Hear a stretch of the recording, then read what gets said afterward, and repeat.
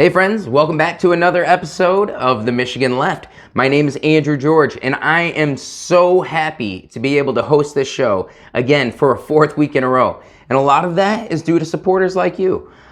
Some of you may know we released a Patreon account a few weeks back. On patreon.com/MILeft, you can become a paying contributor to the show and help keep this show running. We love what we do on the Michigan Left, but again, that requires some funding. Not a lot, but some funding. On patreon.com/MILeft, you can become a paying contributor for as low as $3 a month or $10 a month, whatever you can afford. And we greatly appreciate it. I want to continue doing this show for as long as I possibly can. So before I get any further into that, I want to talk about what we're going to cover on the show today. So as far as statewide news goes, Governor Whitmer addressed the public today. She is urging our legislation to pass meaningful COVID relief, so we'll get into a little bit of that, as well as a U.S. congressman here in Michigan is reconsidering that R next to his name. We'll cover that a little bit more, as well as the certification results here in Michigan, all 16 electors going to Joe Biden. And I'm also happy to say that we are going to have none other than Duane Gholston, the cultural organizer for Detroit Action, on the show today. Detroit Action is an amazing organization that has accomplished quite a bit in the past year. So Duane will be covering that. He'll also be telling us about what they have coming up. So I'm excited to have him on the show, and I'm looking forward to that segment. As far as national news goes, we're going to talk again about the Electoral College certification for Joe Biden. We're going to talk about Republicans still struggling to put that president-elect before Joe Biden's name. We're also going to talk about Biden's appointees. We're going to talk about William Barr resigning as Attorney General. And we're going to talk about a letter to Biden from Tamika Palmer. For those of you who don't know, Tamika Palmer is the mother of the late Breonna Taylor. She wrote a very powerful letter to President-elect Joe Biden with some demands in there.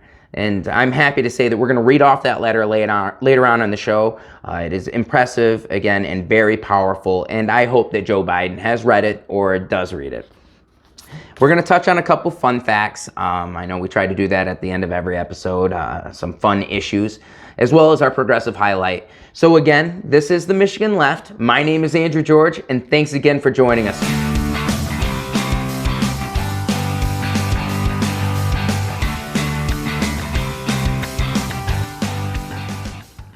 All right, so first on the docket today, as we were talking about, is Governor Whitmer.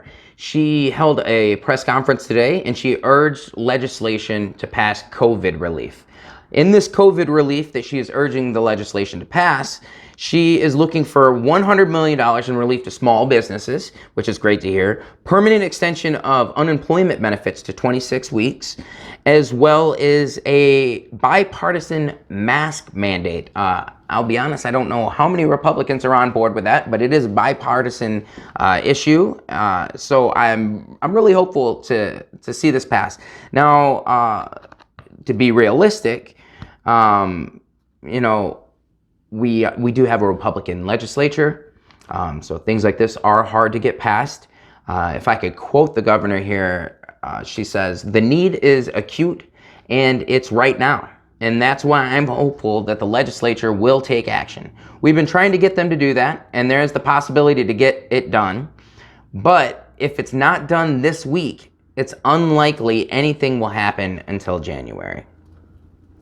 So, fingers crossed, but don't get your hopes too high. All right, moving on to our next segment here for state news. U.S. Representative Paul Mitchell of Dryden, Michigan, I hope I'm pronouncing that right, that is 10th District here in Michigan, has announced that he is no longer identifying as a Republican. He sent a letter to the GOP denouncing his Republican association. And this was due to essentially a lack of response from the GOP to Donald Trump's attempts to thwart a just election. So that should tell you everything you need to know. I mean, about this guy, Paul Mitchell. He is not a good guy. He says in the letter of his intent to leave the Republican Party that he has supported Donald Trump all the way down the line, all the way to the 2020 election where he voted for Donald Trump. It wasn't until this circus that we've been going through that he has rescinded his party affiliation.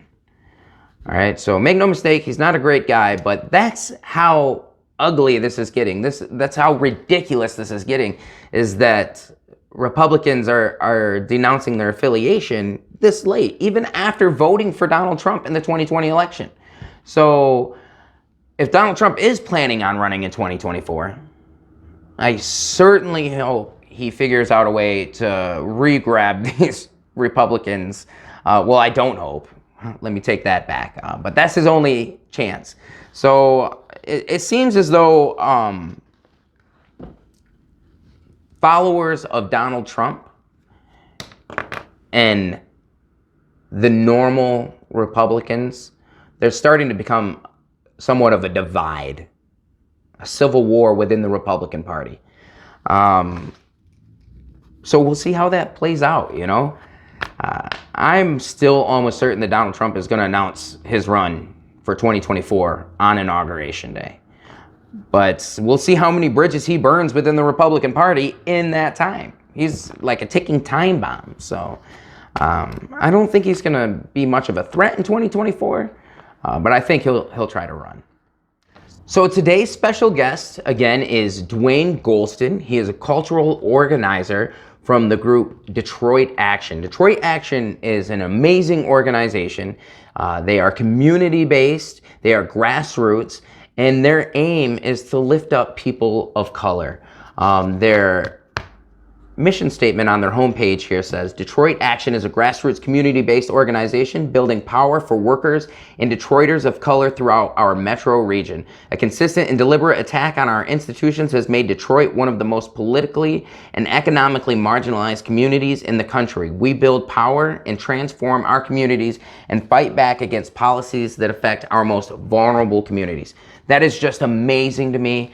I cannot thank Detroit Action enough for the work they do, and I cannot be more appreciative to have Duane Gholston, cultural organizer for Detroit Action, on the show today. So welcome with me, Duane Gholston.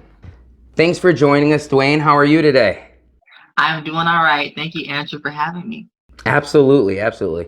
So obviously you're on the show today because you want to talk about an organization you're involved with called Detroit Action, an incredible program. But could you please tell us a little bit more about Detroit Action? Will do. So yeah, Detroit Action is a grassroots org fighting for racial and economic justice. Our mission is to instill power up in individuals so they can tackle the root causes of poverty, to advance human development through neighborhood-driven community organizing and civic engagement. At Detroit Action, it is awesome. You know, I'm glad to be doing this work, and I've worked as the cultural organizer at Detroit Action. So it's my job to tie together the music and the arts to organizing work. That is a very important aspect. I am big on the arts. I'm a musician myself, so I can definitely appreciate somebody. I actually did not know that about you, Andrew. I put on many hats, maybe too many hats. So that one is just a personal hobby. But yeah, I've been playing music for about 20 years, so it's been a while. So as we were saying earlier, you guys do have an event coming up, a virtual friend raiser. Can you tell us a little bit more about that? Oh, absolutely.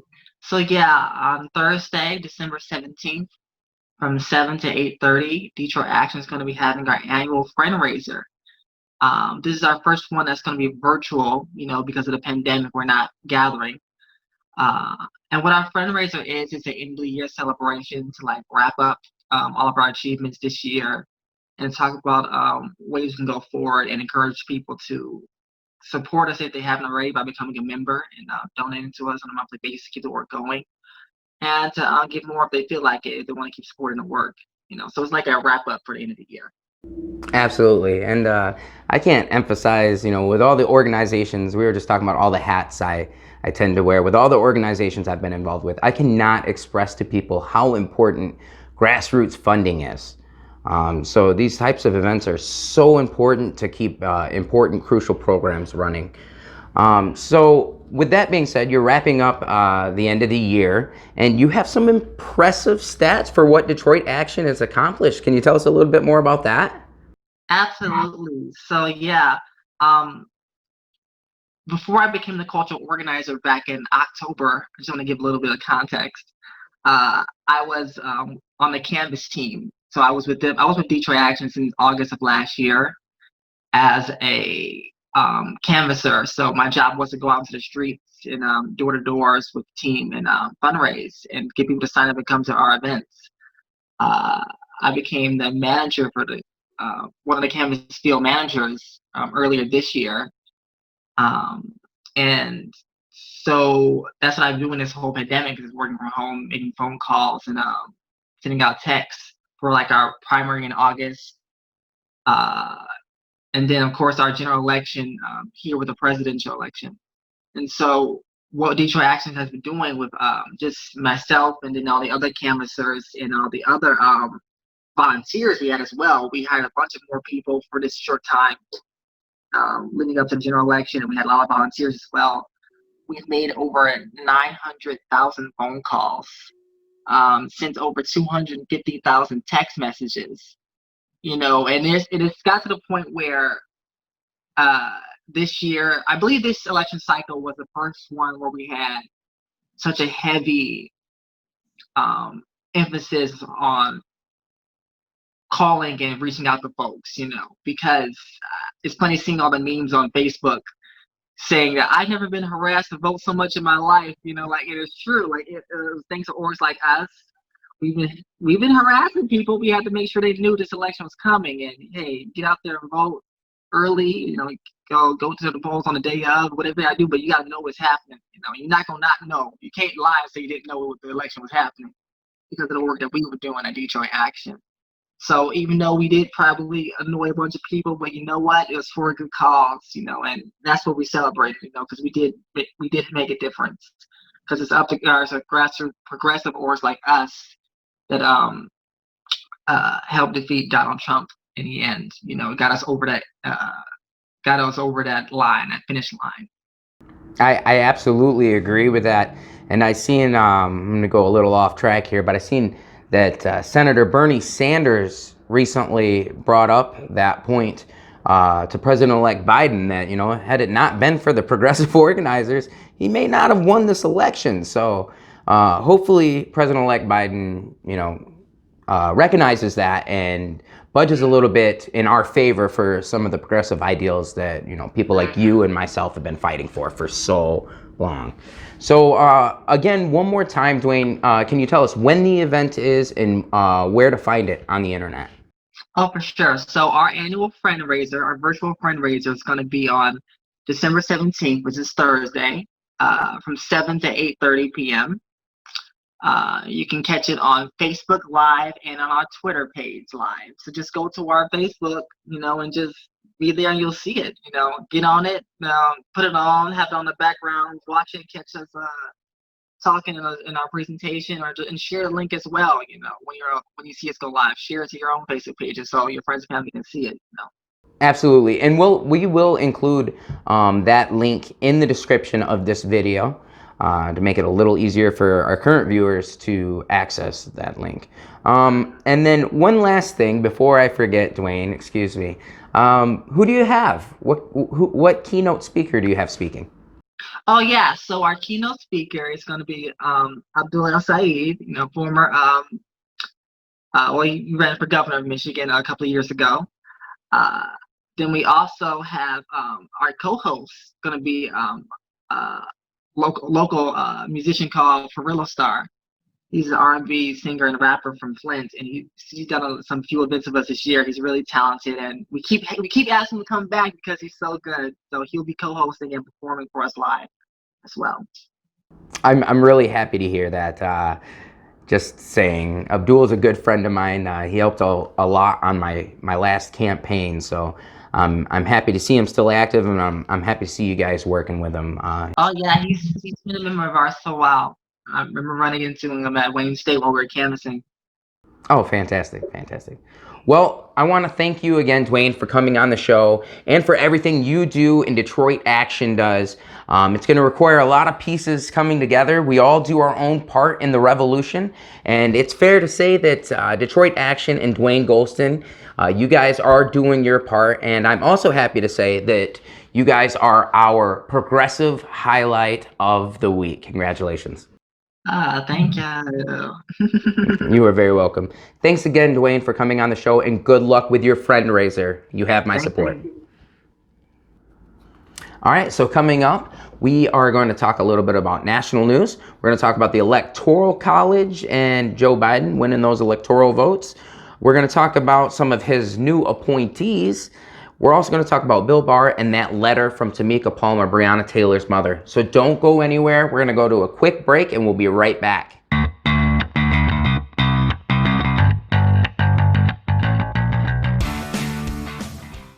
Welcome, true believers and newcomers alike. Dude, what's with the announcer voice? Is that too much? It's not enough. Look for new episodes on Mondays. Not every Monday. Tune in to keep up with the latest Marvel news. So, my name's Shan, and this is Hoagie. And learn more about your favorite Marvel heroes. Mostly just our favorite part. Find us on your preferred podcasting app. Are you going to tell them what the name of the podcast is? I Can Marvel All Day. Do you think we got our message across? Hey, we have a podcast called I Can Marvel All Day. It's about everything Marvel, and we hope that you will listen to us. Cue the music track.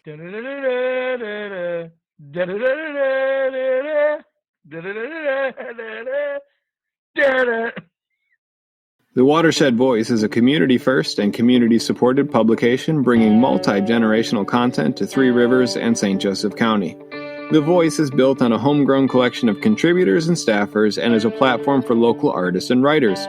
Literature, poetry, and music are an essential part of the Watershed Voice mission and will augment traditional, unflinching news reporting. The Watershed Voice is available at watershedvoice.com, and Watershed Voice podcasts are available on all your preferred platforms. Consider a subscription or donation to the Watershed Voice today and support local journalism. Hey friends, if I could just have a moment of your time, we'll get right back to the good stuff. But first, I want to talk to you about what we've launched in this past week, and that is a Patreon account. At patreon.com/MILEFT, that's patreon.com/MILEFT. You can find all of our episodes, you can find podcast versions of our episodes, and you can also become a supporter of our show. We love what we do here at the Michigan Left. It's something we're very passionate about, and that's progressive politics. But this all requires funding. Not a whole lot of funding, but it requires funding to keep this show going. And we're hoping for supporters like you to chip in even just $3 a month. That would help support the show and keep it running. So again, thanks for watching the Michigan Left. If you can go to patreon.com/MILEFT, that's patreon.com/MILEFT, you can become a supporter. You can also find some exclusive content at Patreon, as well as great merchandise. Thanks again for watching the Michigan Left.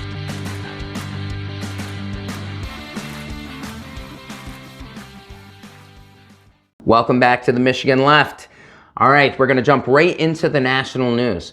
So as most of you have heard by now, Michigan certified their election results. All 16 electors went to Joe Biden. But not only that, the Electoral College has spoken, and Joe Biden, for the 786th time this week, is President-elect of the United States. I don't think there's anywhere else to go from here. I think I've said that before, but I believe there is no other options for Trump. And I can say that because certain Republicans are starting to finally admit that Joe Biden won the election.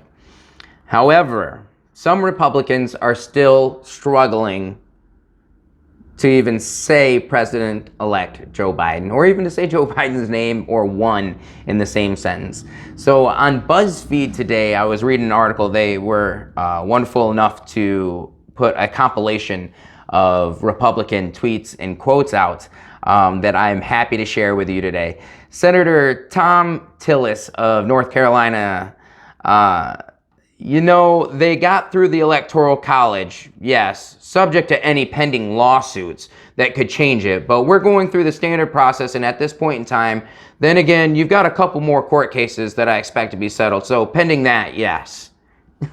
It's so difficult for these guys to just admit it.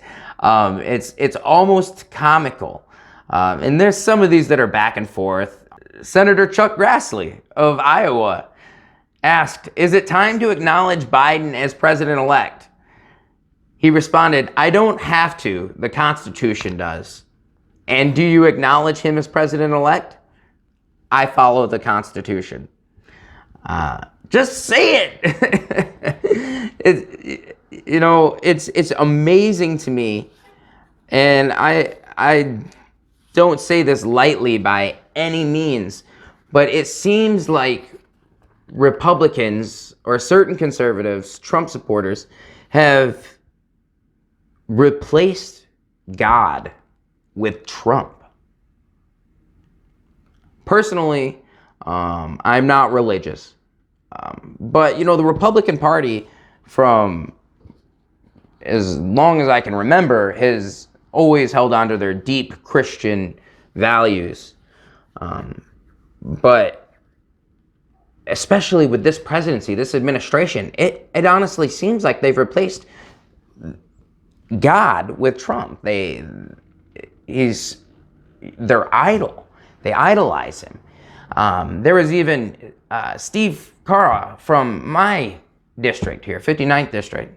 All of his signs all over town said, "Life, gun, Trump." Life, gun, Trump. I just thought it was amazing, like, that he would put Trump on a sign like that, just clearly idolizing him. And that, ironically, there was no mention of God on a sign. And that's when I really first started thinking about that.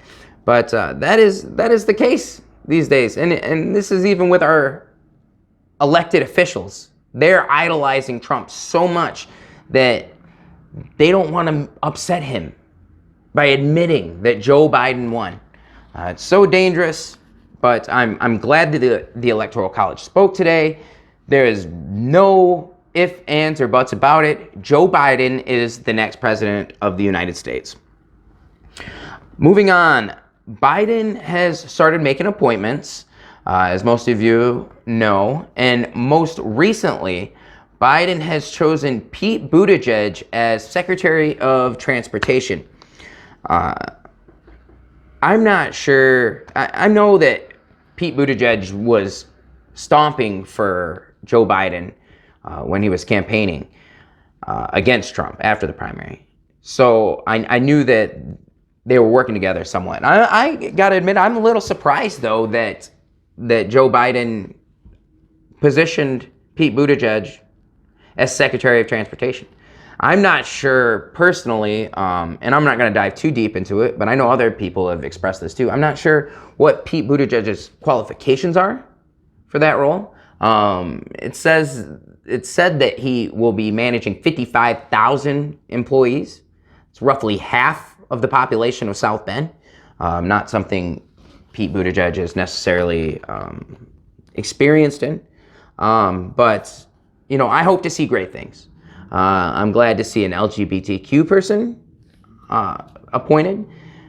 So we'll see where that goes. Hopefully Pete proves something to us. So, last thing as far as national news goes is William Barr is resigning. I don't have an article pulled up here for this. I just, there's not much to say here. He's claiming that he's resigning, and a lot of this was through Trump's Twitter. He's claiming he's resigning to be with his family during the holidays. Trump and his team, along with Bill Barr, have said that the separation was amicable. There was no hard feelings, that they were getting along. But let's be real here. It was looking pretty rough in the last couple weeks for their relationship. So is there trouble in paradise? They say no, but I think there might be. So who knows what's going on there, what the motivations really are for William Barr resigning, especially with a new administration coming in. Anyways, in January, we'll see where that story goes. Okay, the last thing that I want to cover with you guys today is the letter sent to President-elect Joe Biden from Tamika Palmer, the mother of Breonna Taylor. It's such a powerful letter, and I really hope that Joe Biden takes this letter seriously. He reads it and takes notes. So I would like to read that letter to you now.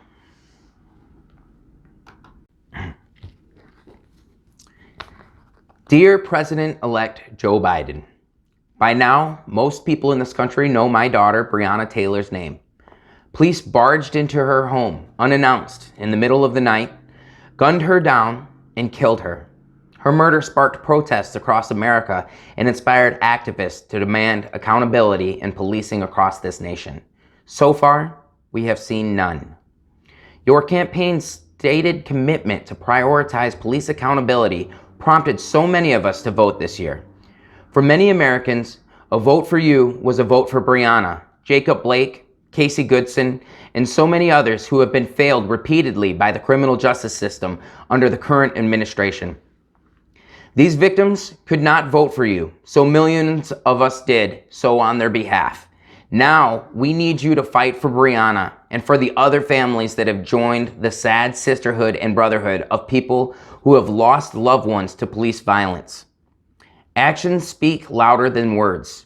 We need your actions to show that you are different than those who pay lip service to our losses while doing nothing to show that our loved ones' lives mattered. This means holding true to your promises, appointing people to the Department of Justice with a proven record of holding police accountable, ordering the DOJ to reopen investigations into police violence not properly completed before the Obama administration ended, ordering large-scale federal investigations into cases of police brutality like the shootings of Jacob Blake, Casey Goodson, and of course, my daughter. Stopping police brutality before it happens by ordering robust pattern and practice investigations into police departments known to cause harm across the country.